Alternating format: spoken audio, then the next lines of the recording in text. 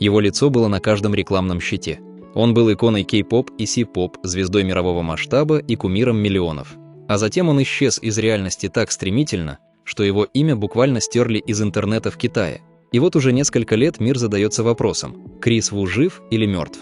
Сегодня мы разберем каждое подозрение, проанализируем шокирующие слухи из китайских тюрем, а также заглянем за кулисы его грандиозного взлета и падения, в котором замешаны огромные деньги и его собственная семья. Чтобы понять масштаб этой трагедии, нужно вернуться к истокам, в 2012 год, когда Крис Ву дебютировал в составе мегапопулярного южнокорейского бойбенда EXO. Он был лидером китайской подгруппы EXO-M, лицом коллектива и главным любимчиком фанатов. Его статус казался незыблемым, но уже в 2014 году, прямо посреди подготовки к первому масштабному гастрольному туру группы, Крис шокировал индустрию. Он внезапно подал судебный иск против своего агентства SM Entertainment с требованием аннулировать контракт. Причины его ухода из EXO тогда обсуждал весь мир. Крис заявлял о жестком ограничении его свободы, рабских условиях труда, сильном истощении и о том, что компания относилась к артистам как к заменяемым деталям в механизме.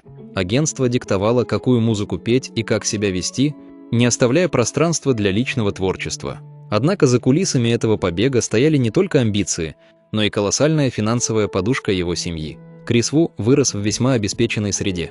После развода родителей его мать, У Сюцинь, увезла его в Канаду, где они ни в чем не нуждались. Вернувшись в Китай в качестве сольного артиста, Крис сразу же получил мощнейшую поддержку семейного капитала. Именно его мать основала и контролировала компанию Ace Unit Culture Media, которая стала главным финансовым и управленческим локомотивом для продвижения Криса на родине. Внушительные семейные активы, элитная недвижимость, связи в высших кругах и автопарк из эксклюзивных гиперкаров создали вокруг него ауру абсолютной неприкасаемости.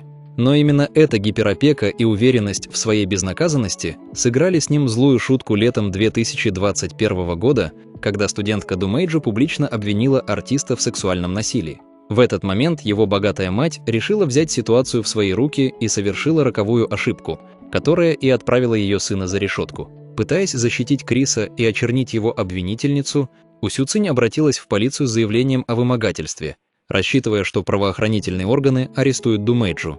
Однако полицейское расследование пошло совсем не по плану семьи Ву. Оперативники начали копать глубже и обнаружили неопровержимые доказательства системных преступлений самого певца.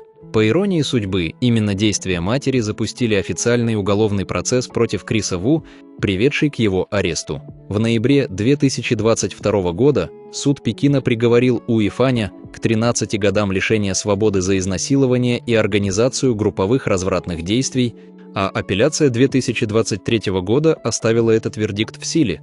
Но на этом проблемы семьи не закончились. Сама мать артиста У Сюцинь также оказалась под жестким ударом китайского правосудия и, по сообщениям инсайдеров, попала под следствие за соучастие в финансовых махинациях сына. Крису Ву был назначен колоссальный штраф за уклонение от уплаты налогов в размере 600 миллионов юаней, что эквивалентно примерно 84 миллионам долларов.